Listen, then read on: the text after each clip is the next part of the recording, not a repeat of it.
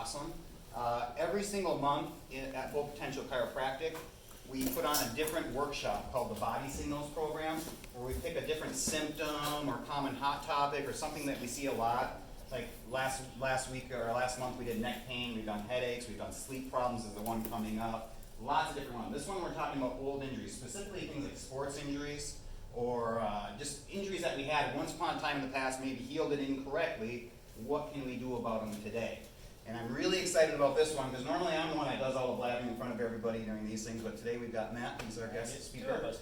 So he is a physical therapist. You've been, you said 7 years? Five and a half years now. So he's the head therapist down at Northern Physical Therapy right down the road here. So we're really thankful to have him here. So if we could all just give a round of applause.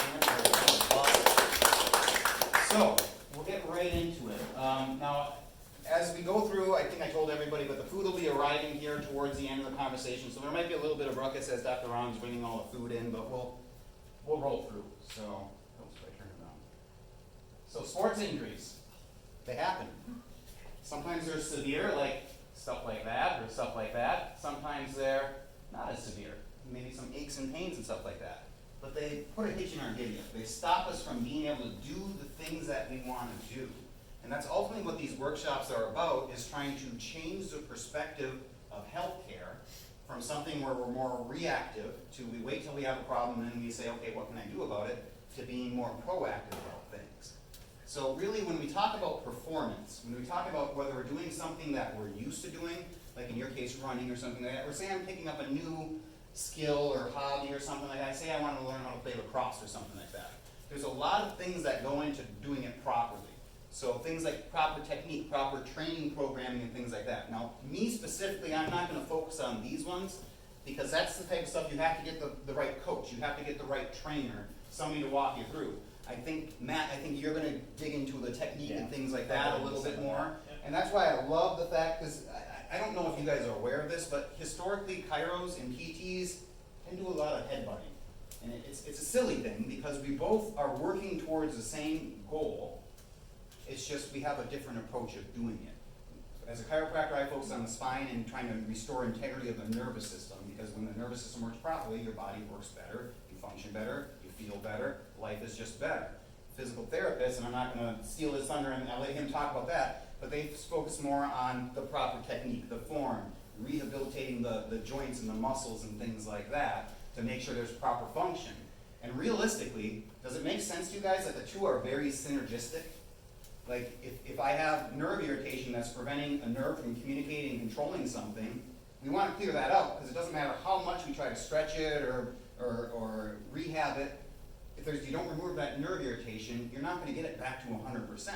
But the same vein is if we have true, like say there's muscle tears and things like that need to heal properly, having an intended person watching you, guide you through that, that's not something that I as a chiropractor take the time to do. So that's why I love having people like this to share that kind of thing. And I really get excited when I get a physical therapist who's very open to working with us as chiropractors, because historically we butt heads a lot. And it's silly, but it's a reality that I've dealt with for the 7+ years I've been practicing. So we're going to focus a lot on recovery from my end. And when we're talking about recovery, there's stuff we can do at home, there's stuff that seems kind of common sense, and then there's the professional help, which is where we come in. So rest, obviously adequate rest. You have to be sleeping well. You have to be getting the proper amount of rest. You have to be recovering, allowing yourself enough recovery time, especially if you're in a training phase of things. You have to have the proper fuel. So the type of food you eat matters, right? If I'm fueling up on things like McDonald's and Dunkin' Donuts and everything like that, and I'm trying to be a high performance athlete, or even just perform the best of my ability, even if I'm not trying to be a professional athlete or something, do you think my performance is going to be as good as if I'm taking in good, healthy sources of nutrition? What do you guys think? Yes? No? Crickets? Yeah? Okay. So food is really important. And then there's care. There's self-care and there's professional care. So what kind of things would be self-care? What do you guys think? Exercising. Exercising, yeah. Making sure you have the right clothes, shoes. Yeah, so proper equipment and everything like that. What about if something's swollen and flared up, what do? Ice it. Ice it, yeah. Ice, protect it, rice, elevate, price, whatever acronym you want to use. protect, elevate, compress, all that stuff. Yeah, that's stuff you guys can do at home. So yeah, thank you. Then there's professional care, what we do as chiropractors, what Matt does as a physical therapist. So, who here is, you guys have been to some. You guys have seen this graphic before, right? Have you guys ever seen this graphic before? So what is it, some of my frequent flyers, what's the significance of this graphic? Somebody help me out, do me proud here. Yeah, so what's this? It's an iceberg, right? What's the iceberg representing? Only see part of the problem. A problem, yeah. So this is the part of the problem we feel. This is the pain. But if we take away the top and we don't feel the pain anymore, which what do we do often when we have an ache or pain? What's one of the things we do? Yeah, reach for that bottle of ibuprofen behind the medicine chest or something like that. So we take away the pain, but we didn't address the true cause of what's behind it. And then we ignore that because now we don't feel it anymore. We come back 6 months later, what's happened here? This is back, right? And what's happened down here? Typically gotten bigger. The problem's gotten worse. So we can't just ignore the whole problem and treat the symptom. We've got to get in there and actually get in and correct the problem. And that's what we do as professionals, is we try to dig into find what's causing the problem, correct that, not just chase the symptoms around. Then we have the wellness continuum. So the great thing about this graphic is we are all on this spectrum at some level. We're either on the bad side of the spectrum where nobody wants to be, or we're on the good side, or we're somewhere neutral, okay? Now we're all on this spectrum, we're all moving on this spectrum. Unfortunately, most people I meet in my career, I meet somewhere over here. Not necessarily when they have the first signs of something, it's when they typically have the first symptoms. They're having the problems that their body's failing to adapt to, and they've been dealing with it for a while. They all want to get back over here, and the whole purpose of these workshops is try to help give people the knowledge to stop making decisions that are going to push them in this direction and push them in this direction. And not only do the decisions we make influence that, but our decisions have a cumulative effect. So if I'm making a lot of bad health decisions, I'm not sleeping well, I'm not eating well, I'm not exercising regularly, all those bad influences start gaining momentum in this way. So then maybe I change one thing. Maybe I start eating a little bit better. But I didn't stop the net momentum of negative change. So we got to work on changing those bad habits to stop the negative momentum, start gaining that positive momentum. And that's ultimately why we do these workshops every single month. Welcome, come on in. Hello. So then we have the nervous system. What controls everything in your body? The nervous system. Yeah. What's the central nervous system? What's it consist of? What's up here? Brain. My brain. What's attached to my brain? The nerves. Your Your spine. spinal cord. Yeah. And everything in the body ties into that spinal cord at some point. It's kind of like the circuit breaker. So let's do an analogy. The power goes out here. The lights go out in your bedroom. What do you guys do? Yeah. So you find that switch has been flipped. Then you flip it back on, and what happens? Yeah, the lights start working again, right? And fix the problem. Same can be said. This is a perfect analogy for what's going on with your spine, okay? Let's pretend the spine is your circuit breaker, okay, your circuit box. We have the nerves that go to, say, your stomach. Now that switch has been flipped. What stops working as well as it could? Or maybe completely? The stomach, the thing that those nerves go to supply.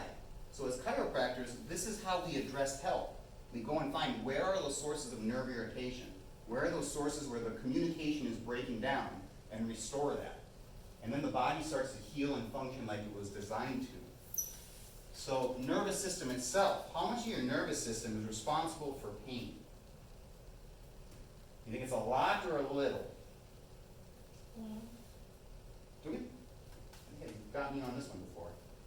It's a tiny little bit. It's really about 6%, 6 to 8%, less than 10% of the nerves in your body. So think about all the pain you've ever experienced in your entire life. Tiny, tiny little part of the nerve tells your brain, hey, this hurts. Now pain's a very important thing from the perspective, that's your body's smoke alarm. It's a way of saying, hey, there's a problem here. I'm not necessarily sure what the problem is, but there's a problem we have to address. But when we take that aspirin, we basically take the batteries out of the smoke alarm. If the house is burning down, that's not a good idea, right? So pain is important, but it's not a be-all, end-all. We have our motor nerves that control the fact that I'm moving, that I'm flapping my gums and everything like that. Those all take motor coordination. That's about 40% of the nervous system.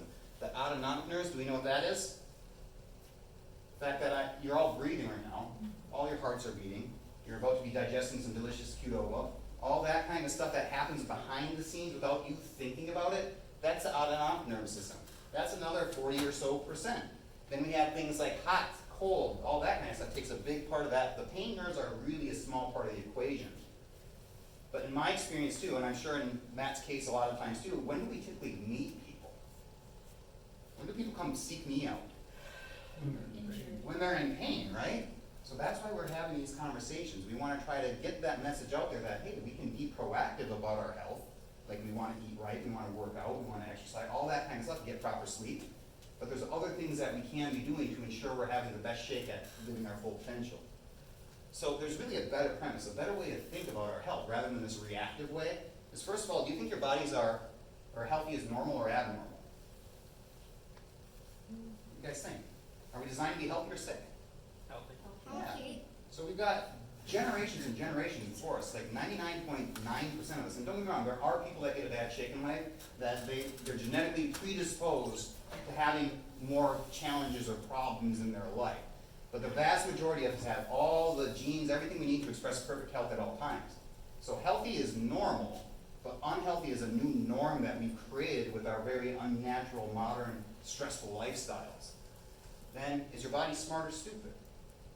It's crazy smart. Think of all the things that are going on inside of each and every one of you. Every one of you here is a miracle.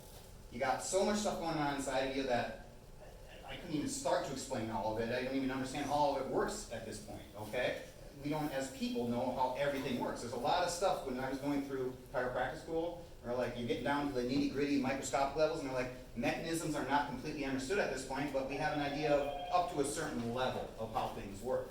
But your bodies are crazy smart. The fact that you can all understand what I'm saying. I'm literally moving my mouth, moving my tongue around, vibrating some cords in my throat, making some vibrations that are going through the air, they're hitting your eardrums, your brains are turning those into words. That's pretty amazing, right? We're all really amazing. Your body's amazingly smart and able to adapt. Your nervous system, like we talked about earlier, is the master system. That's what controls everything in your body. It's all got to plug into that brain at some point, and the brain's what's the puppet master. It's pulling all the strings. Your spine is like your suit of armor for your nervous system. It's the hardest substance your body creates. What do you guys think? Bone, right? Yeah. So its hardest substance is bone. Your body's smart or stupid? Smart. So why would it cover the brain with bone? Because it's important. Because it's important. Your intelligent body knows, hey, this is a really important thing. The brain's the only organ in the body that's completely encased in solid bone. The spinal cord is ring after ring after ring after ring of solid bone, okay? Then modern life is whose life is stressful? Everybody's raising their hands. Whose life is more stressful this year than it was 5 years ago? Everybody. The question is, life is stressful. Life is unnaturally stressful, and it's getting worse as far as that goes. So we have to change how we look at things. When it comes to stress, there's really 3 types of stress. There's physical, there's mental, there's chemical, okay? So they all have an impact. Has anybody had a really stressful day? Like just everything goes wrong. Maybe they didn't fall and like break something or something like that, but then after that, everything, like maybe like a student going through exam week, going through the hell of exam week, finally get through and they're like, okay, finally I can relax, maybe go out and party a little bit, and then everything breaks down and they get sick. Because their body was in fight or flight. It was trying to get through everything. It gets them through, and then it's like, okay, now I have that moment to relax and calm down, and that's when everything starts to fall apart. So subluxation. Can we all say that word together? Subluxation. It's a big one. So subluxation. That's a big fancy word. That's what I look for as a chiropractor, correct. What's a subluxation? What do you guys think? It's all right there. So it's ultimately a bone. It's stuck out of alignment, okay? That puts pressure on the nerves. It causes soft tissue damage. You can see that swelling in that disc. There's muscles. It's an oversimplified diagram because there's a lot going on in there, okay? Now we have inflammation irritating the nerves. What does your body do to try to protect against that? If one of you is about to punch me in the stomach right now and I saw it coming, what do? It's bad. Clench, right? Flex. Same thing with those muscles. It's going to tighten up around those irritated areas. Basically, brain saying, I don't know what's going on, but we got to protect it. Muscles protect it. Now we have loss of inhibition, which is a big fancy word for the pumping action that keeps your discs hydrated and healthy. Now we have joint fixation, Now we have a stress response. So a stress response, let's use the bear analogy. I love that analogy. I know some of you have heard this one before. I'm being attacked by a bear in the woods. What's my body doing? Everything it can to either run away from that bear or fight back, right? So it's getting my heart rate up. It's pumping the blood to my arms and my legs, so I either gotta fight that bear or I gotta run my butt out of there. If I just ate, it's not worried about digesting. If I'm fighting a cold, it's not worried about fighting the cold. It's turning all those immune systems off, because if I win the bear fight or I get away, I can fight the flu virus another day. I can digest my lunch another day. If that bear gets me, it's game over. So your body goes into fight or flight mode.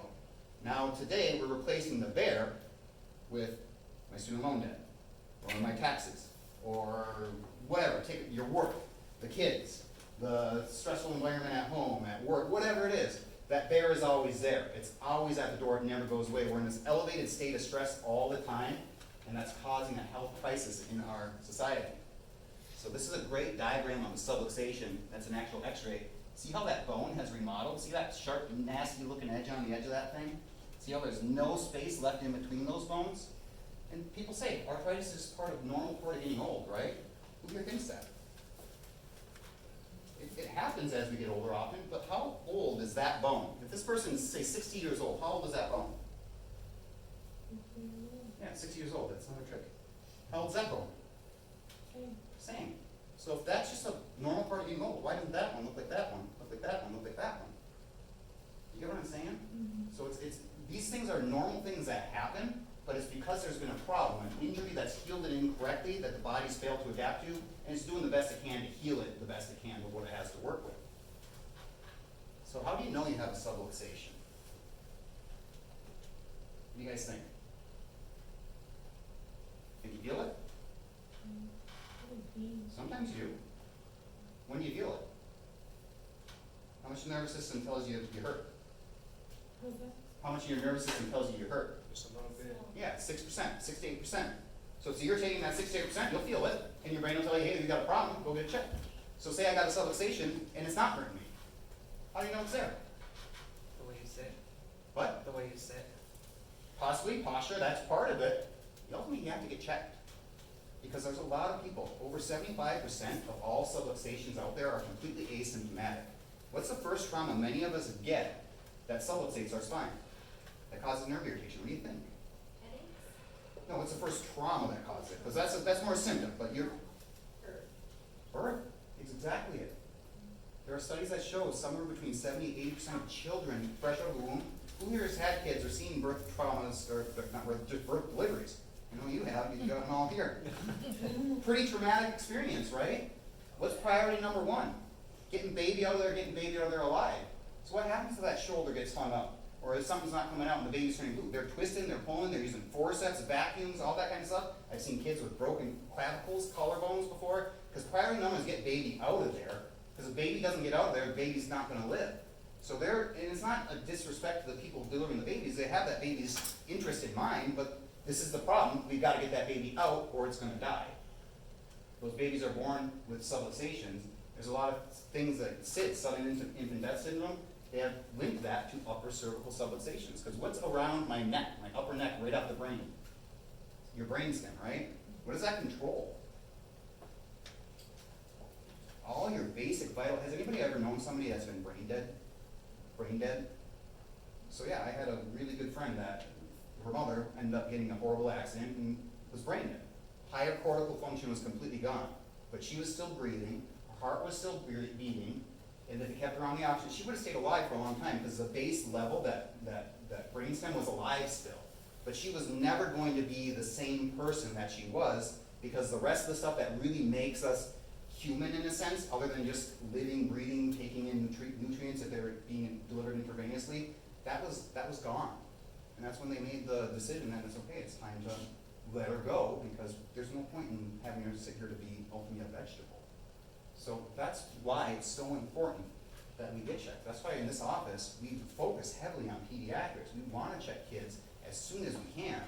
I checked kids that are literally 3 days old. A mom brought her kid to my office one time before she took him home the first time. Just because her whole family was under chiropractic care, she understood. She knew, I want to get my baby checked just to clear it out. Found a little bit going on, nothing crazy like that, but we cleared it out and the kid is doing great. So you have to ultimately get checked, okay? So I'm gonna wrap up here. I know we've been sitting for a little bit. I wanna do something active with you guys. So let's all stand up here, get the blood moving a little bit. I know some of you know these ones because you come to my workshop.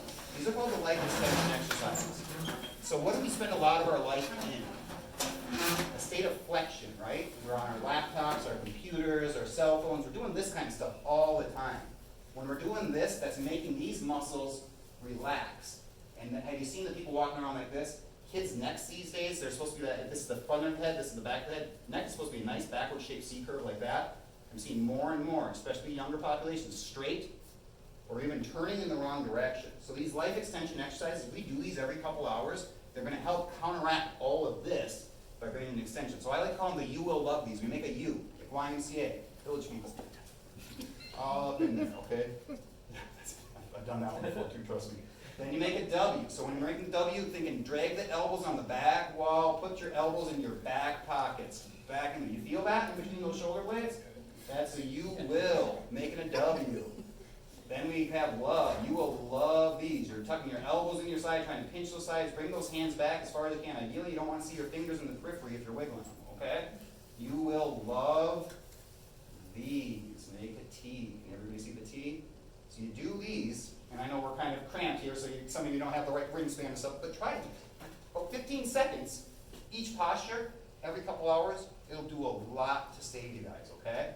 And then as far as, I'm going to turn it over to Matt here, but we do have some offers to make for you guys if you're interested in getting your spine checked and seeing what's going on. I'll pass it over to Matt here. Thanks, Eric. Okay, so, like Eric said, my name's Matt. I work at Northern Physical Therapy, so I've been down there almost 6 years. I'm the clinic director, so we have 3 full-time PTs, a bunch of different specialties, so we see a lot in the PT realm of things. Who's had PT in the past? I know you have. I know you guys. So, yep. What we look at, and like Eric said, we're all looking at health, we're looking at restoring health, we're looking at restoring motion, chiropractors and PTs. It's great to be working together because we're all in it for the same reason. Absolutely. We're just taking a different approach with it. So really what we're looking at when you come into our office, restoring function, mobility, strength of muscles. We're looking at neuromuscular control. We use a lot of therapeutic exercise, manual therapy, as well as joint mobilizations and other sort of modalities that I'll explain in a little bit. We always do a physical examination or a mechanical examination depending on what body part we're seeing with you. We'll always give you our diagnosis, prognosis. So prognosis being you have what we think is a rotator cuff tear. We'll give you an honest prognosis of we think it's going to lead to surgery or we don't think it's going to lead to surgery. So that's what I mean when I say prognosis. Education, we do a lot of education. We want you to walk out feeling empowered in terms of you know what diagnosis you have, you know what outcome we think you have, and you know what to do to treat it. And that goes along with HEP, which is a home exercise program individualized to what you're in for. We do have direct access now in Michigan. Has anyone heard of that? Know what it means? So with some insurances, we can see you 21 days or 10 visits without a referral from your physician. Priority Health is a big one that's really taking that under their wing, as well as United Healthcare. Blue Cross being another one that we can see you for the evaluation, but beyond that, we need a script. So it's a good step in the right direction so that you don't have to spend the time and money to go see your physician just to get a script to see us. Any questions on that? It's kind of a new concept around here. So common things we see, arthritis. All the PT in the world does not treat the degenerative changes from arthritis, but we treat the pain and symptoms that come from the arthritis. So you may have arthritic changes in your knee, you're starting to get bone on bone. Like Erik said, when you have something like that, the muscles around it are going to react by tightening up. So we treat some of those symptoms, but we don't reverse the effects of the arthritis. Sporting related injuries, which is why we're out here, so we'll talk quite a bit about that, as well as overuse injuries. We see a lot of tendon tears. Rotator cuff tears is a common one. Most people that come in that have shoulder pain, or the question is it a rotator cuff tear? Discogenic issues, so Erik showed that. disc bulge diagrams. We see quite a bit of that too. Headaches, dizziness, and vertigo. We have a vertigo specialized therapist. A lot of people don't know that PT sees that. So that's the, you're standing still, but the room is spinning around you type sensation. It could be a type of vertigo. We do see neurologic disorders, so strokes, Parkinson's, MS being kind of the big three that we're seeing. Some spinal cord injuries, but not as many. And really the big one for us, post-surgical, that's kind of what keeps PTs in business. Total joints, rotator cuff tears, ACL tears. Noah, do you want to tell what you had done? Tommy John. Tommy John's, which is a ligament on the inside of your elbow. It's sometimes degenerative, where it's wear and tear from pitching, or it can be a traumatic injury. So, who here has had a sports injury? Yeah. Do you mind saying what it was? Trigger finger and a separated shoulder. Separated shoulder. Or a muscle in my thumb. Okay. You said yours. Anyone else? So, common. I picked some of these. I think Erik, you had that one.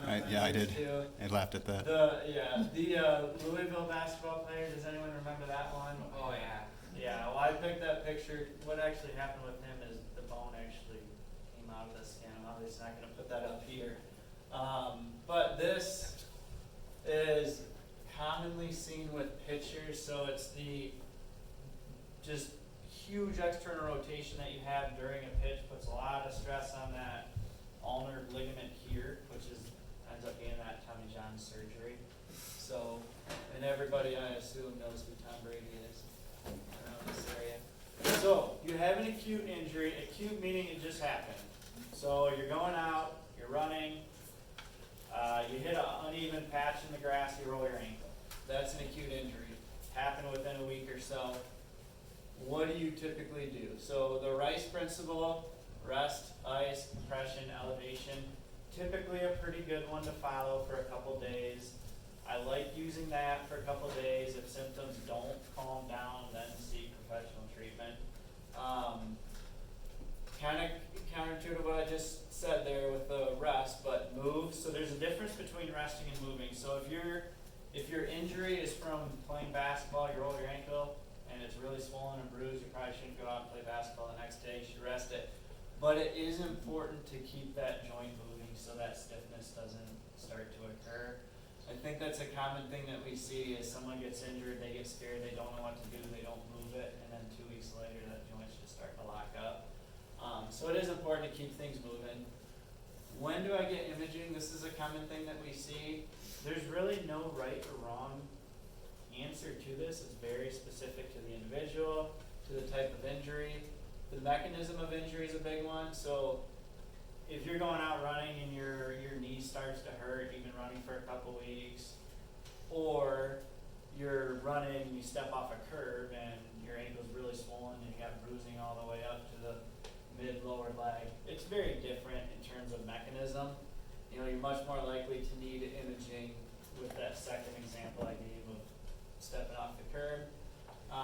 The amount of swelling and bruising can matter if there's reduced range of motion. So let's say you wake up, neck's super sore, and you just can't move it. I mean, that could be something that you're starting to think, get imaging first. Difficulty weight bearing. So you roll an ankle, you can't put any weight on it. It's probably going to mean you're going to want to get imaged to rule out a fracture. And like I said, individualized per injury. We do at Northern free consult, so it's like 15-30 minute, just stop in and we'll give you advice on it. Still call to schedule it, like we'll put it on the schedule, but we're not billing insurance or anything like that. It's a good way to, if you want to know, should I go see my doctor or not? It's a good little first step to take. Anyone have any questions on that? What to do if you're starting an exercise program, if you're working out, hurt playing sports, or what to do? Nothing? Okay. Overuse injuries. Anyone have these? Or have had them in the past, heard of them? So patellar tendonitis, common with runners.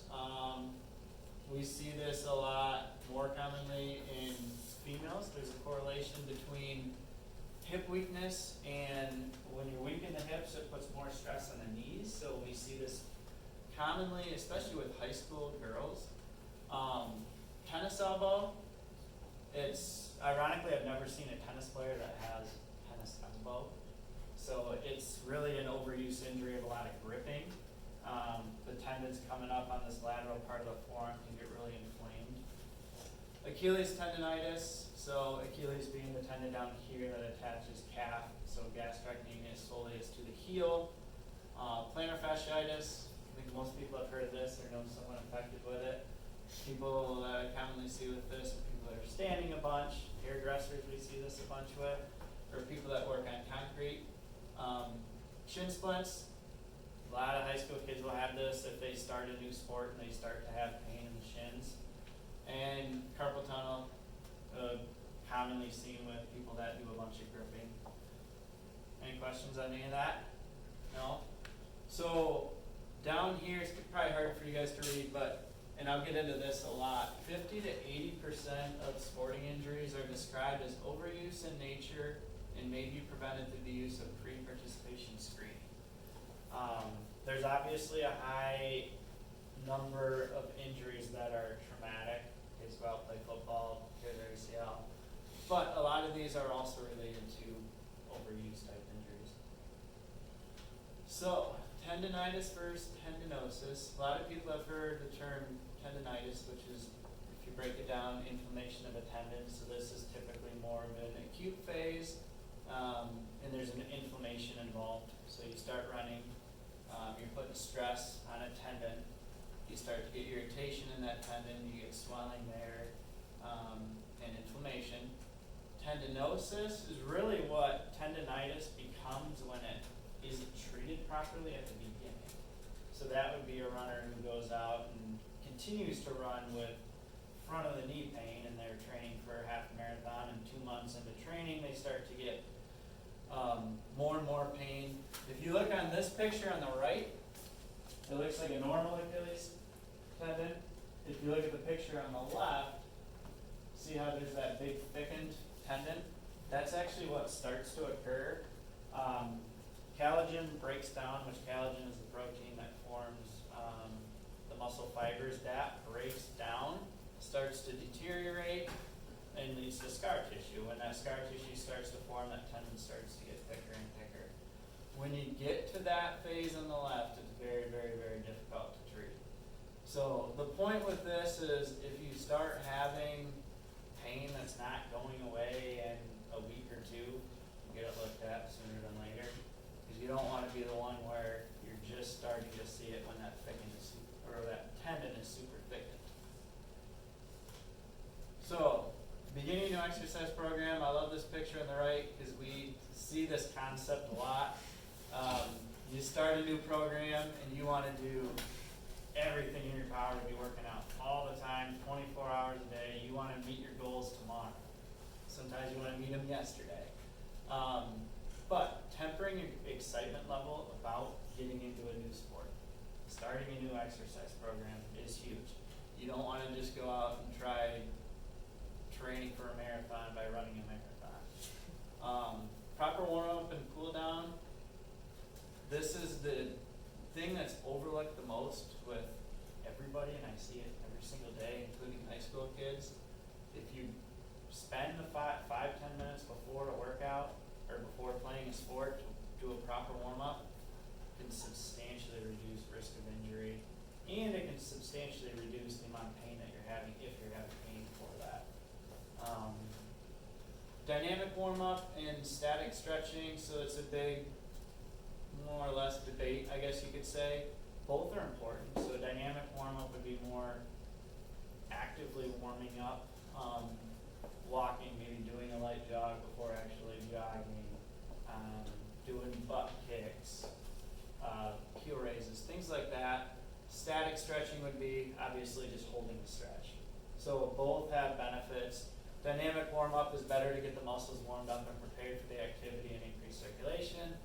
Static stretching better for actually improving flexibility of the joint and the muscles. Anyone know how long you should hold a stretch? 30 seconds. Where'd you learn that? Huh? Where'd you learn that? You. DOMS is delayed onset muscle soreness, so research shows, and most of you who have done any workout would probably be able to attest to this, most soreness occurs between 48 and 72 hours after a workout.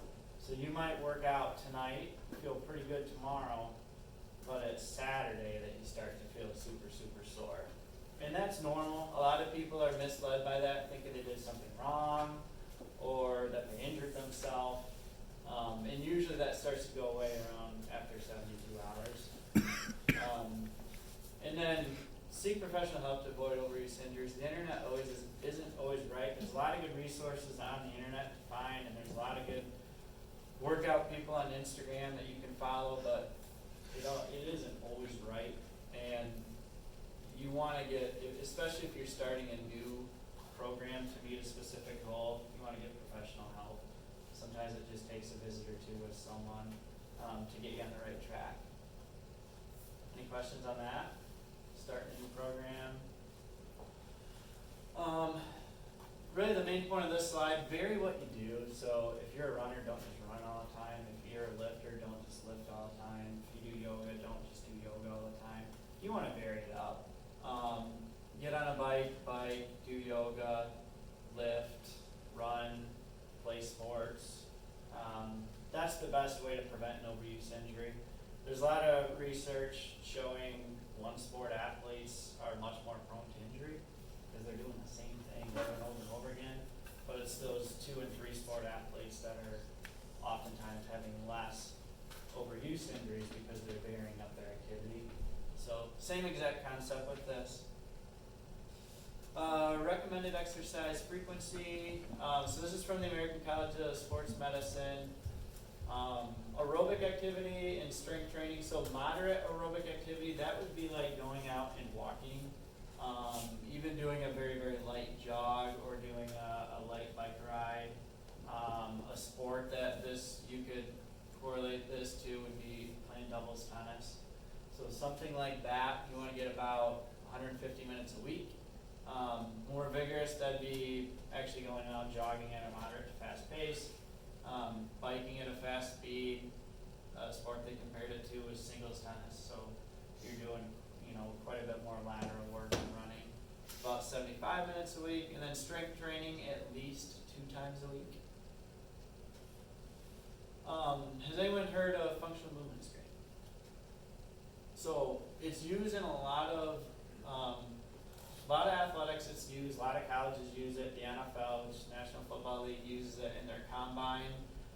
There's 7 main, and you can see each of them here. There's 7 main movements that it looks at, and you get scored 0 to 3 for each of them with a total possible score of 21. There's a lot of research and good quality research that shows if you score less than a 14 out of 21, you're more injury prone than if you score more than 14 out of 21. And this goes back to that slide, 50 to 80% of all athletic injuries have some overuse component to it. Much better to prevent an injury than waiting for it to happen. This can really piece out if you're at an injury risk. And the score is great, but the other thing that's great about it, it really pieces out asymmetry. So we might do the test and see your weak on your left hip doing this specific test, and we can give you exercises to work on left hip strength to prevent patellar tendonitis when you're running. So it's a really cool test. It's quick. It's 15 minutes approximately, and it really just pieces out the asymmetries and muscle balance, neuromuscular control, muscle strength, joint mobility, flexibility. The cool thing that we've been doing at our clinic for about a year and a half now is dry needling. Now, one question we always get is it the same thing as acupuncture? So I put that picture up. Can you spot the difference? So on the left is acupuncture needles, on the right is dry needles. It's the same needle, just different philosophy, similar to chiropractic and PT. We're looking at the same thing, just from a different perspective. The picture picture on the right, when we took the course, that's not an actual picture from our course, but we drew all over ourselves with marker and we're practicing with the needles, which I thought was a cool picture. So really what dry needling is, it uses a monofilament needle, 1/2 inch, we use up to 3 inches depending on where you're treating. It penetrates the muscle and myofascial tissue. So what it's doing is poking small holes in the muscle, or tendon or fascial tissue, which increases oxygen to the area. More oxygen to the area increases healing. So we've had some really cool results with all the things I listed here. The things I've found it works the best for, headaches. So if the headaches are coming from tight muscles in the top of the neck, so it's called a cervicogenic headache, dry needling can work really, really well. So we have people that walk in with a headache, walk out with no headache, and it's pretty consistent with that headache. Cervicogenic dizziness, so I talked about vertigo, this is a little bit different. Muscle tightness and muscles called suboccipitals, top of the neck, can cause dizziness. Doing the dry needling in this area can really cause that muscle tension to relieve, which takes stress off nerves, which relieves that dizziness. I found it works really well with chronic pain too, so some of you might have pain that you've had for a while. This is kind of a different approach to treating chronic pain other than just typical, stretching or strengthening. So we do this at our clinic. It's covered by insurance. If you do it without insurance, it's $30. We were both going to make an offer tonight. One thing I can do if you want to do this, if you want to sign up, see if you like it, we can do it for $20. So let me know. Any questions on this? No? Is anyone terrified of needles? I was gonna say, is it painful? It's shockingly, yeah. Do you want to kind of tell what you think of it? I did it for like trigger points, because I had trigger points in the bottom of my arm and like my back. Like back here, and it actually, like, I walked out, I was a little sore to begin with, and then like it actually like felt really good the next day. Like I didn't feel it anymore. Like it's like it's magic.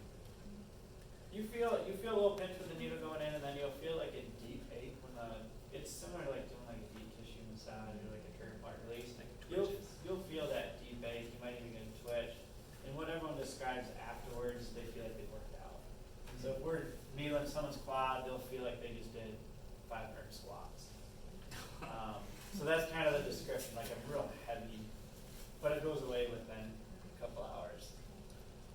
Any other questions on it? No? Okay.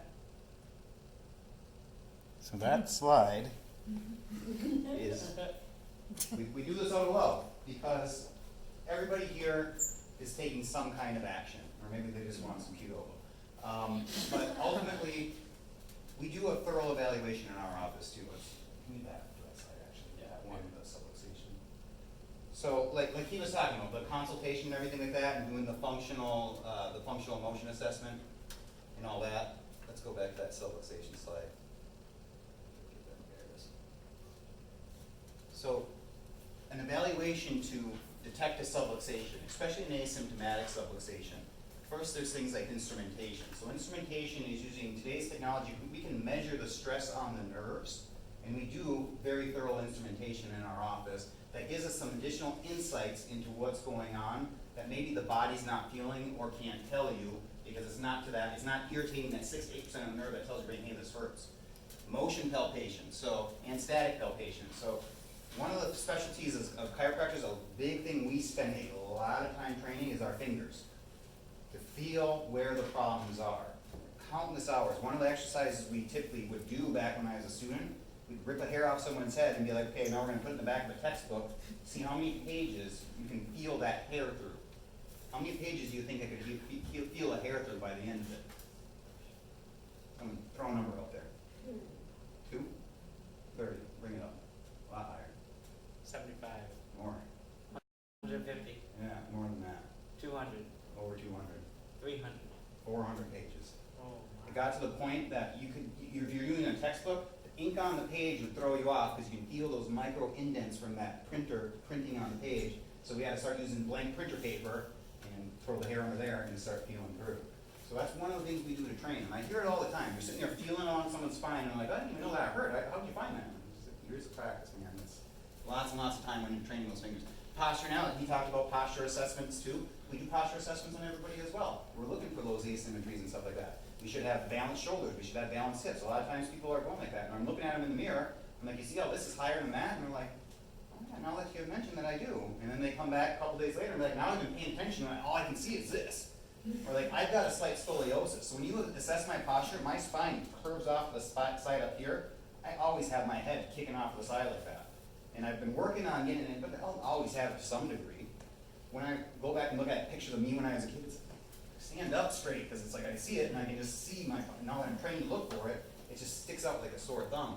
So posture analysis, x-rays. We do typically take x-rays of the spine, depending on the age of the person. Younger population below the age of 12 or something like that, often we, depending on what's happened, I think I've x-rayed maybe 3 people under the age of 12 in my career that had bad traumas that I had to see what was going on. But pictures tell us a lot as to what's going on. And I've just had a lot of cases where someone just wants me to, oh, just lay me on the bed and crack me, doc. And I'm like, I'm not doing that until I can see what's going on. And you see something in there that you maybe didn't expect to see, and you're like, well, I'm glad I took a picture because I don't want to just go in and start blindly adjusting something, okay? And normally everything we do, so I'll make my offer first, is everything we do here, if you bill it all out to insurance, or if someone doesn't have insurance out of pocket, it's $290 for all the assessment, okay?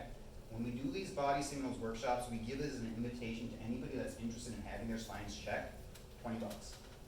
It's only $20. The only catch is, and that's going back to that procrastination slide, that offer is only good for tonight. You guys think about it, go home, wake up tomorrow and be like, you know what, Dr. Erik, you might be right. Maybe I should go see what's going on with my spine. It's back to $290. And I do that out of love because one of the biggest enemies we have to our health is our own procrastination. What are the 5 most dangerous words when it comes to your health? We've all said it, I know. You know this one. I'll do it later. No, maybe it'll go away, but I'll do it later is in the same vein of it. So maybe who said it? You wake up, maybe my neck is stiff, and it'll go away, right? It goes away, then it goes away. But did the problem go away? Or did maybe the body adapt to the problem? So now your tip of the iceberg that was poking out, maybe it's floating down a little bit lower because the body just got used to it, but the problem didn't go away. So that's why we do that. If you have a family and you want to get checked, or I get this a lot when we do these presentations is, Doc, I blew it, I'm going around talking to people, I should have had my sister, or my brother, or my cousin, or my husband, or I should have had somebody here because they should have heard this, taken advantage of this offer.